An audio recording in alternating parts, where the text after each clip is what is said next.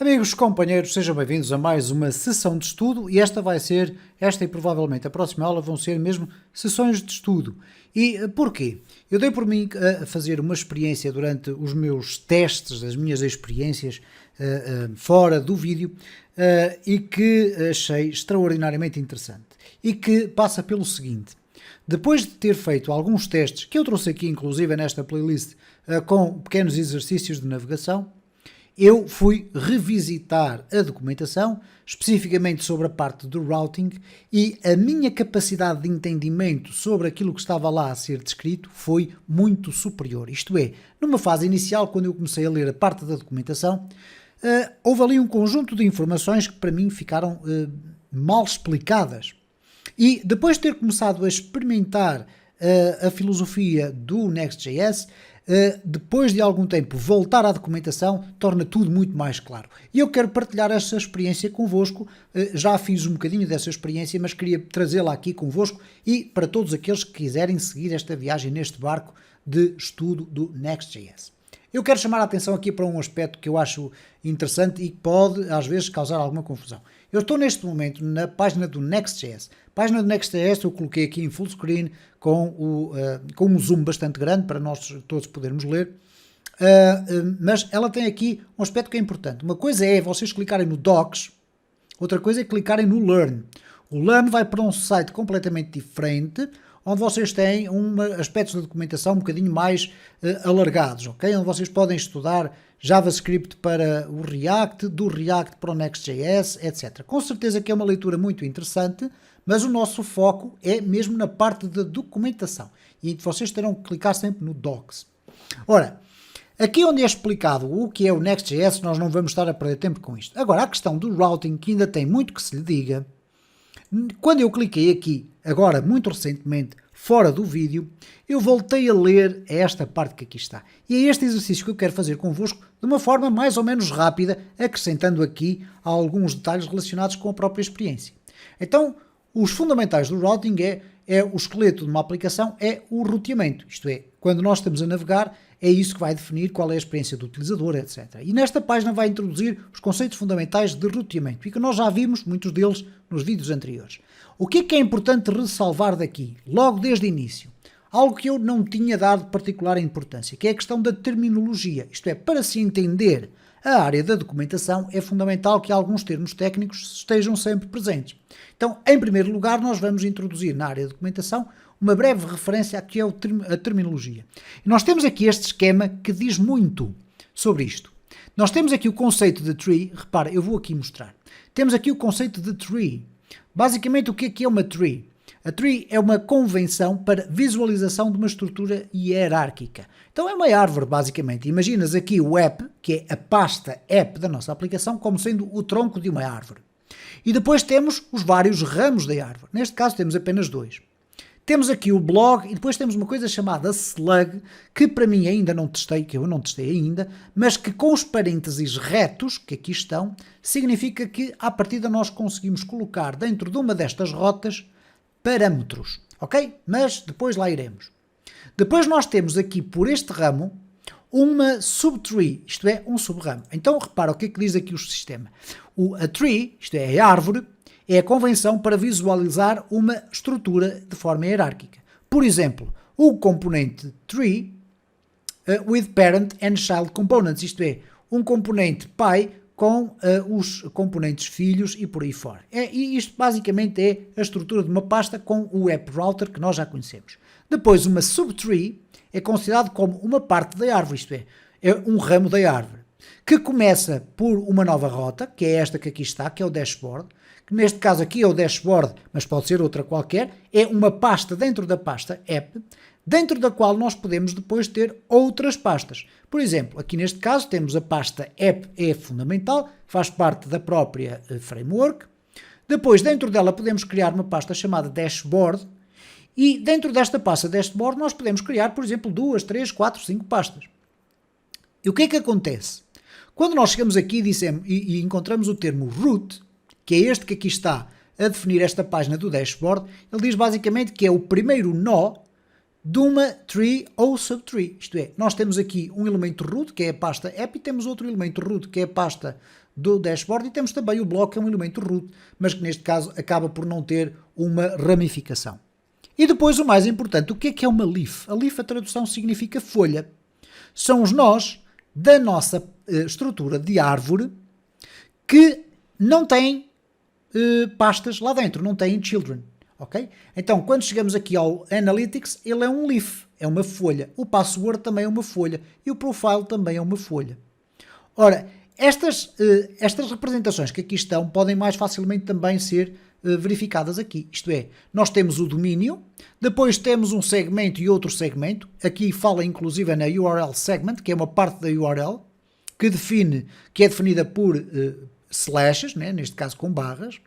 E a path, que é o caminho, é aquilo que está tudo para lá do nosso domínio. Então, se o nosso website no servidor vai ser o www.teste.com, tudo o que estiver daí para a frente é aquilo que nós consideramos como sendo uma path.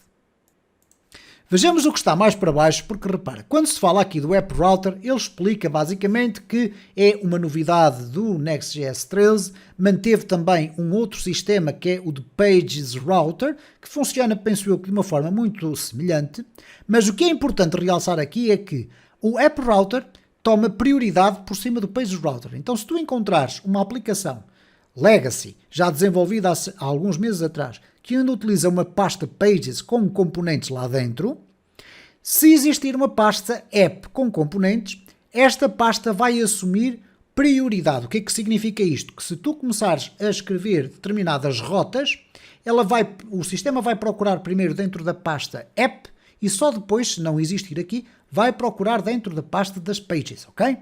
Então, por padrão, os componentes dentro da App são React Server Components. E esta é uma novidade, quase eu diria, contrária ao espírito do React.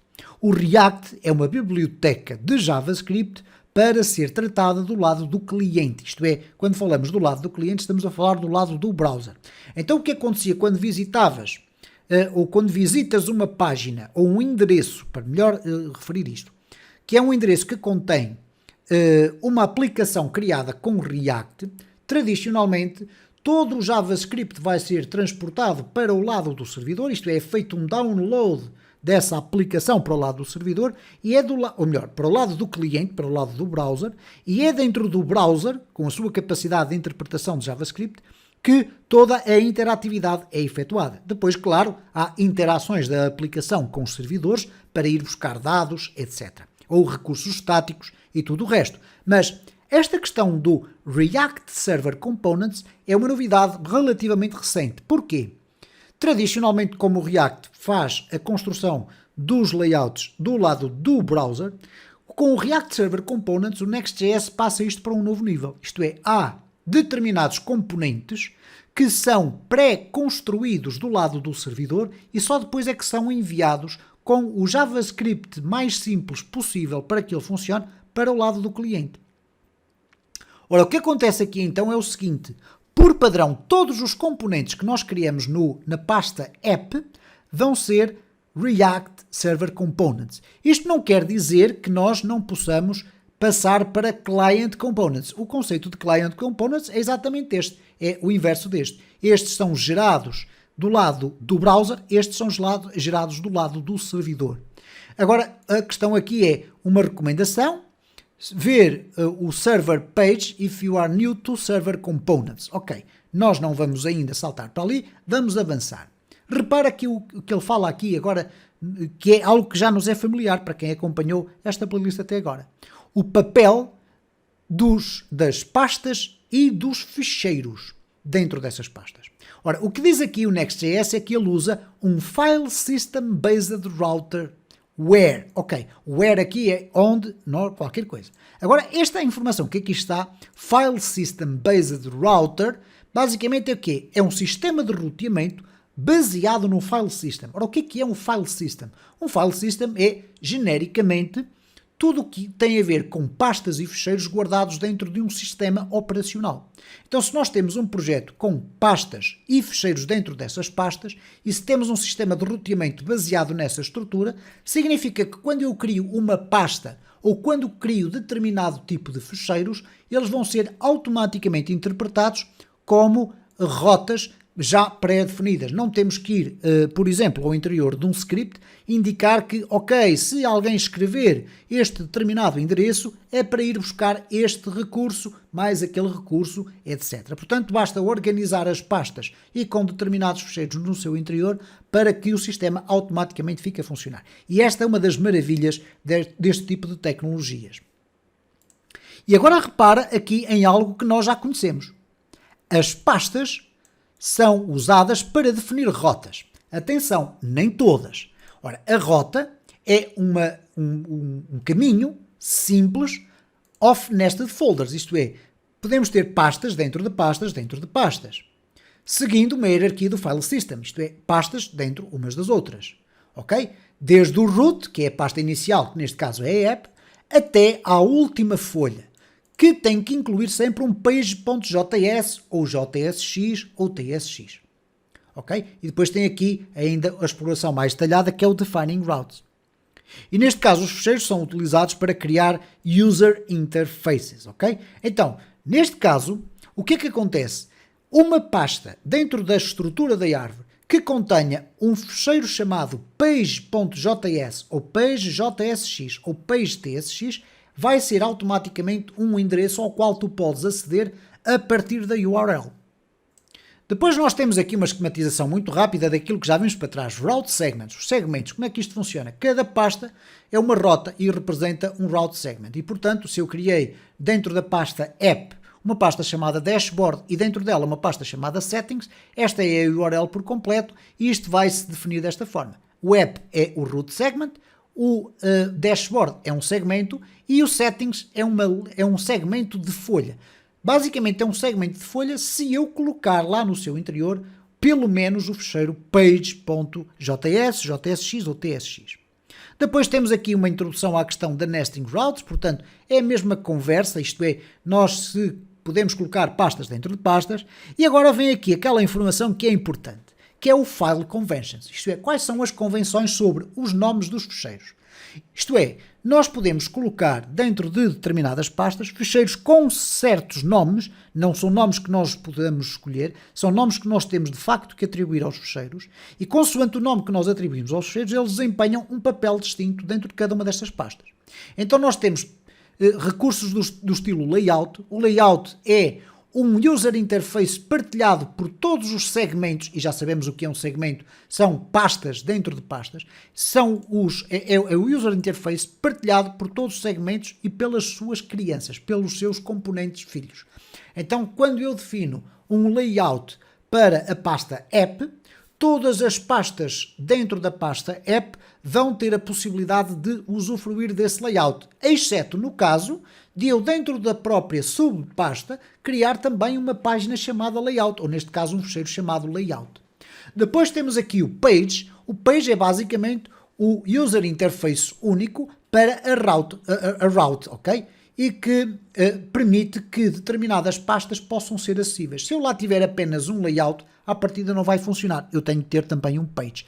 Em alguns mecanismos de desenvolvimento, é quando eu crio uma page dentro da pasta, de uma pasta qualquer dentro da pasta app, automaticamente o sistema vai também criar um layout para eu poder usar. Bom, mas dito isto, há depois aqui outros conjuntos de ficheiros, alguns deles eu não sei sequer para que é que servem, mas por exemplo este do loading é utilizado para poderes temporariamente apresentar uma informação no browser, enquanto, por exemplo, o teu recurso está a ir buscar informação a partir da web. E, portanto, quando tu tens uma página que vai demorar 3 ou 4 segundos a carregar, tu podes desenvolver um ficheiro com o nome loading, loading.js, loading.jsx, etc., pode conter lá dentro um componente de React bastante simples, só a dizer carregar, e é essa informação que vai ser apresentada no teu browser. Isto é muito interessante nós começarmos a ler a documentação depois de já termos passado pela experiência de construir qualquer coisa, porque começa-se a tornar um bocadinho mais claro o que cada uma destas informações significa. Se nós formos aqui por baixo, nós vamos ver também que, para além da identificação de cada um destes elementos que podem existir dentro de uma pasta, há depois uma hierarquia, isto é, o que é procurado primeiro por parte do sistema.